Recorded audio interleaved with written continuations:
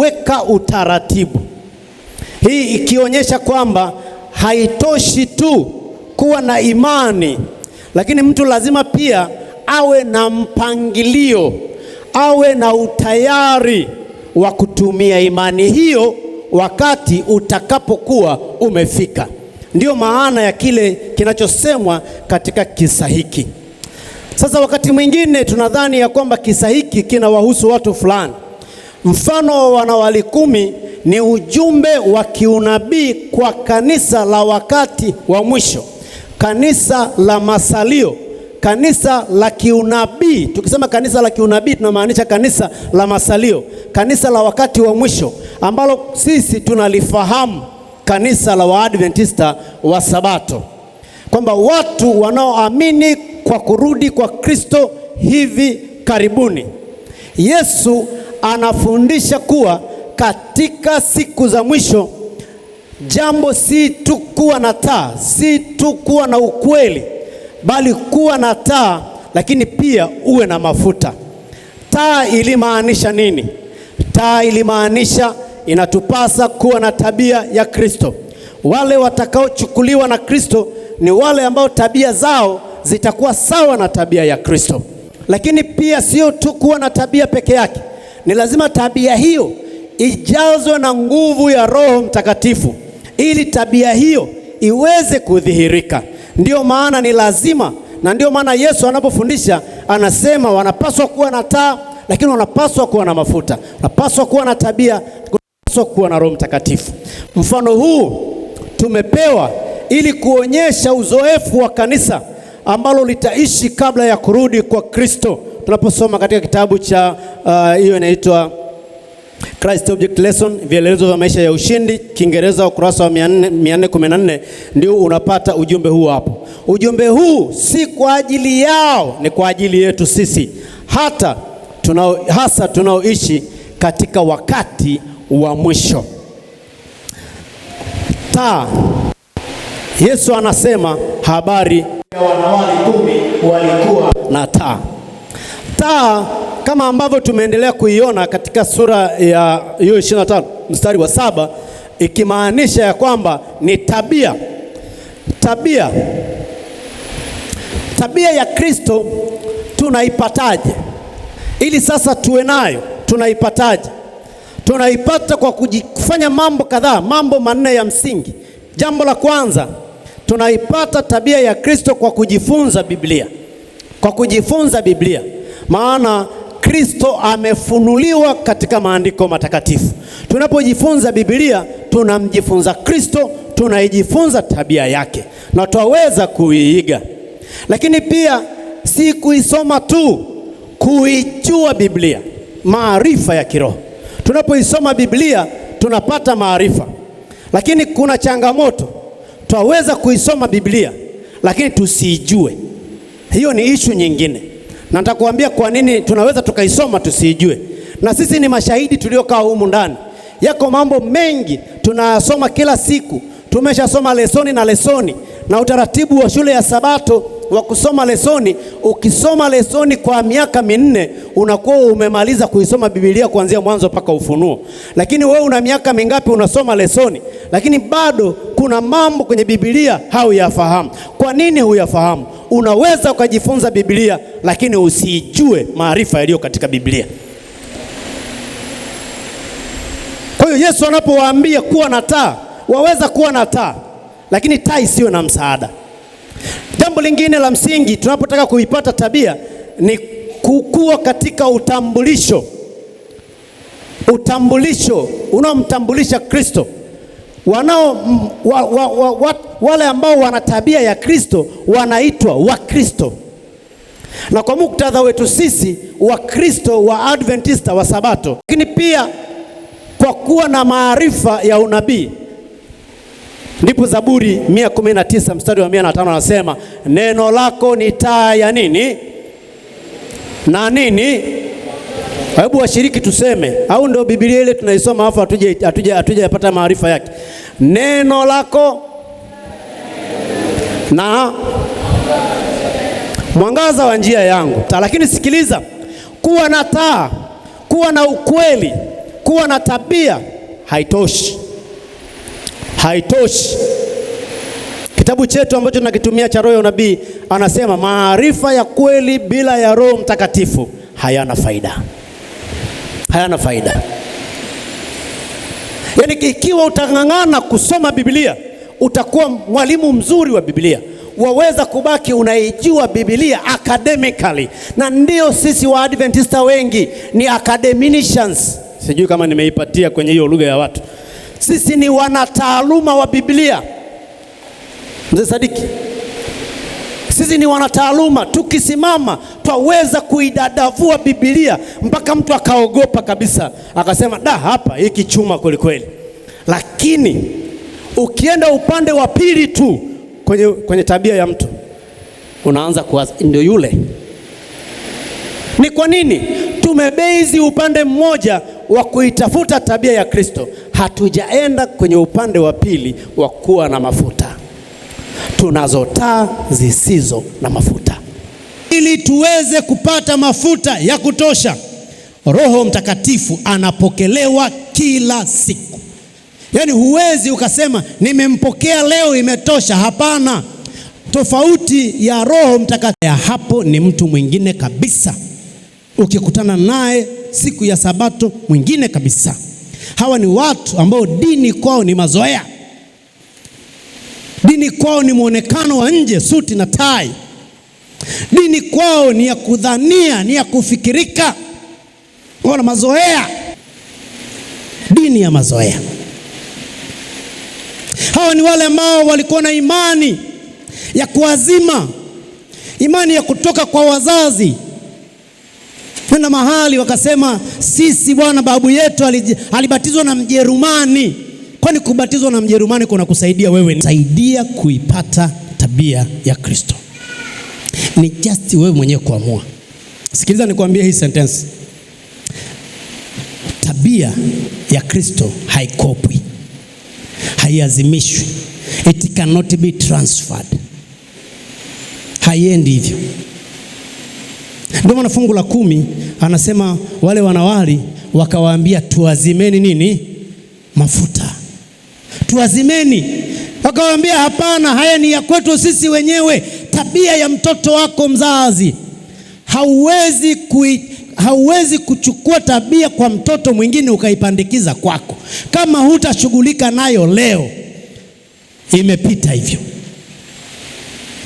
Kanisa, kwa vijana wetu tulio nao leo katika kanisa letu, ikiwa tunasema tunataka wawe na tabia ya Kristo, lazima tuipandikize hiyo tabia. Hatuwezi kwenda kuikopa kwa wengine tukawawekea. Mwaka unaopita bila kuwahudumia, bila kuwasaidia, bila kuwatengeneza, bila kuwaandaa, huo mwaka umepotea. Hatuwezi kurudi nyuma tukachukua kwa mwingine tukaweka.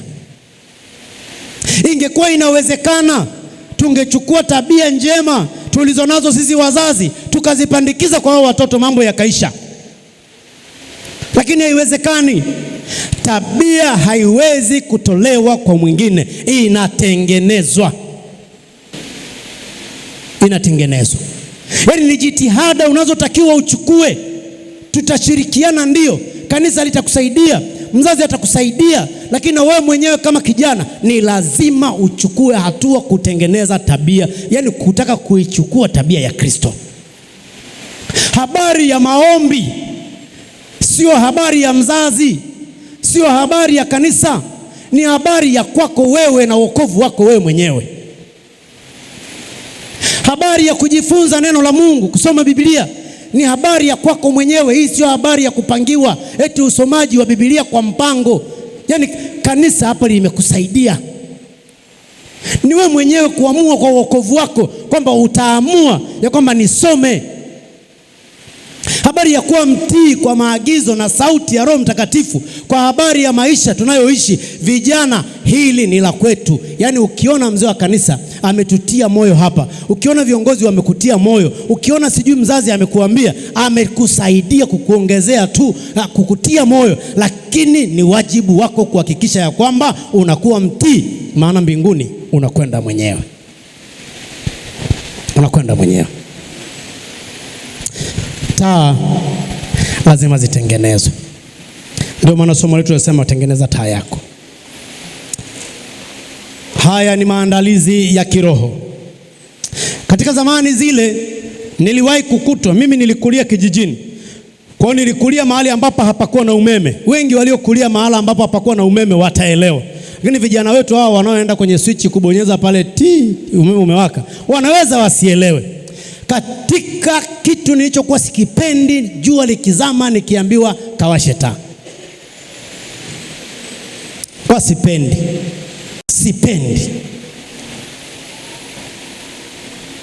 Miongoni mwa vitu vilivyonifanya sitaki kukaa kijijini ni hicho. Lakini niliposoma hapa nikaelewa kwamba kumbe tabia hii ya Kristo ili tuipate lazima tusumbuke. Bwana asifiwe. Lazima tusumbuke. Kanisa la Kana, ili hii tabia ya Kristo tuione kwa watoto wetu, lazima kama kanisa tusumbuke. Yaani mzazi, ukitaka watoto wako wakae wawe na tabia njema, sio kitu cha kuamka tu, sio tu kuomba, lazima usumbuke. Lazima usumbuke. Sio kitu kirahisi, kitu kinachouma. Ni lazima kuondoa dhambi ambazo zinatufanya tunashikamana na ulimwengu. Lakini lazima turekebishe tabia zetu za kiroho. Lazima kufufua ibada zilizokufa kila siku, kuondoa vizuizi vya kiroho, kurudisha mkazo, focus yetu kwa Kristo. Ungekumbuka siku ile unampokea Kristo. Sasa leo tunapokuwa na mtazamo chanya kabisa wa huduma za vijana, ni lazima tujue yapo ya kuondoa na yapo ya kutengeneza. Tunaondoa nini? Ili kuipata tabia ya Kristo ni lazima tuondoe kiburi. Yaani kiburi lazima kiondoke. What you know lazima uiondoe. Yaani katika hili ukisema mimi najua, ndio hujui. Lakini ukisema mimi sijui, hapo Roho yuko tayari kukusaidia kujua. Bwana Yesu asifiwe. Na kiburi siku zote kinaibuka unapojiona unajua.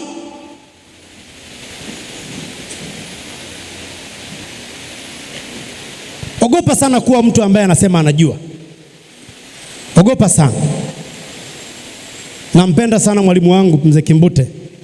Alikuwa anatukumbusha mara kwa mara anapotufundisha. Anatuambia mwalimu atakoma kuwa mwalimu atakapokoma kuwa mwanafunzi.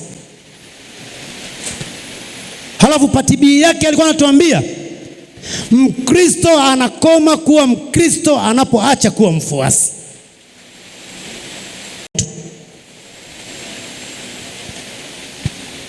Yaani kuna watu, sitaki kumtolea mtu mfano, najitolea mwenyewe maana sitajiumiza. Yaani kuna watu wakiniangalia, yaani mimi hawaoni kama kunaweza kukawa na jema.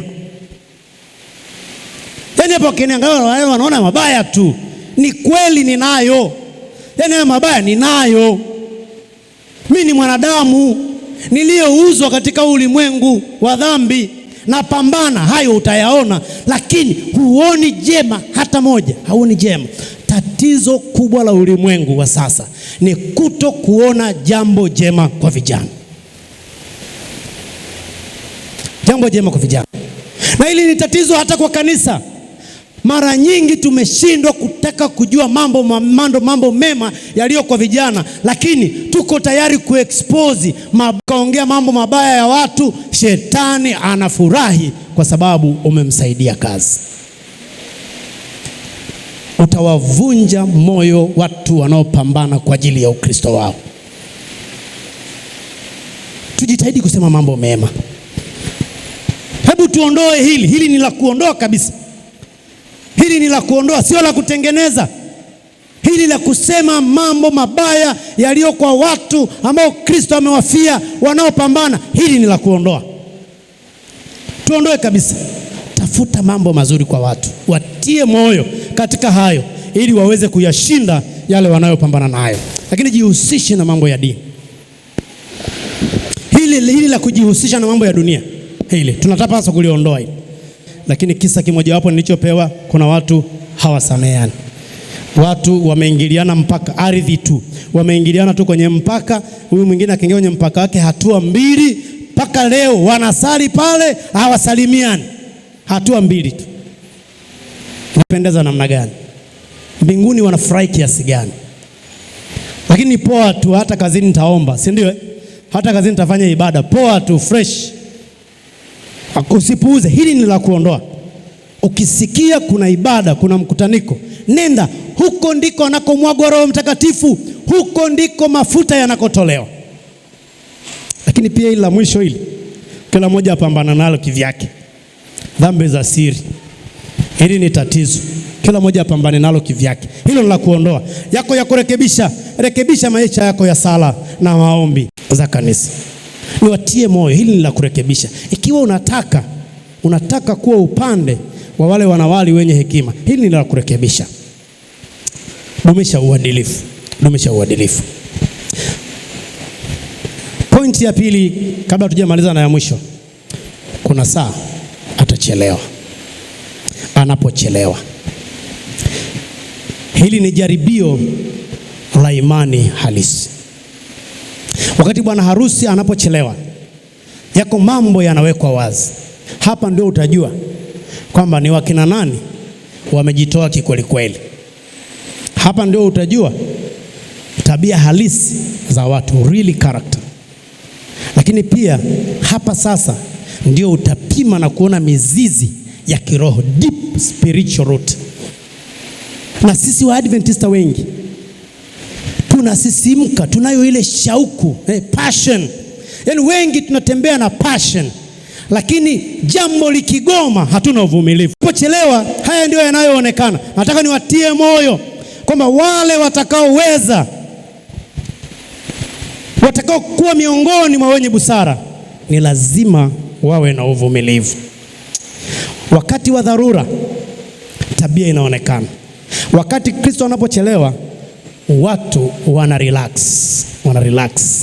wanalala. Ndio ile anayoisema pale, wakalala. Lakini wenye busara huimarisha mambo ya kiroho. Unajua hatari yake ni nini? Anapochelewa atarudi wakati wa usiku, na wakati wa usiku utaweza ukawa umelala. Imani itajaribiwa, kweli haitapendwa. Watu wa Mungu wataamshwa. Kazi ya mwisho inakuja ghafla bila kutarajiwa, kama kilio cha usiku wa manane. Kila mtu ataamka, hata mimi na wewe tutaamka. Lakini watakao kuwa tayari ni wale tu waliona mafuta katika taa zao. Ni kukamilika kwa hukumu. Watu wa Mungu watakuwa wametiwa muhuri. Jaribio la mwisho, the final test, itakuwa imesha kupita. Hatima itakuwa imeamuliwa, destiny fixed. Wakati wa hukumu unaisha, hatima ya kila nafsi inakuwa imeamuliwa. Wale wasiojiandaa wataogopa, lakini watakuwa wamechelewa. Hoja yangu ni hii mchana wa leo, tunapomalizia hapa, tusije kujikuta tuko kwenye hatari na janga kama wale wanawali wapumbavu. Tuna shauku ya kumpokea Kristo, lakini mambo ya msingi tukawa tumeyaacha. Roho Mtakatifu tukawa hatuna, maombi tukawa hatuna, utayari wa kujisalimisha haupo, tabia zetu bado hazituwakilishi. Sisi sio watii kwa ukweli. Nataka nikuambie, hatutakuwa na cha kukopeshwa. Hatuwezi kukopa utu wa kiroho, hatuwezi kukopa tabia njema, hatuwezi kukopa maisha ya kiroho, hatuwezi. Neno moja gumu sana. Mstari wa 13. Angalieni kwa kuwa hamuijui saa. Angalieni kwa kuwa hamuijui saa. Angalieni, kanisa la Kana, wazazi, vijana, katika ibada ya leo Yesu anatuambia mwangwi ule, angalieni, hamuijui siku wala saa. Hamuijui. Lazima kila siku, kwa sababu hatujui saa, tujazwe na Roho Mtakatifu.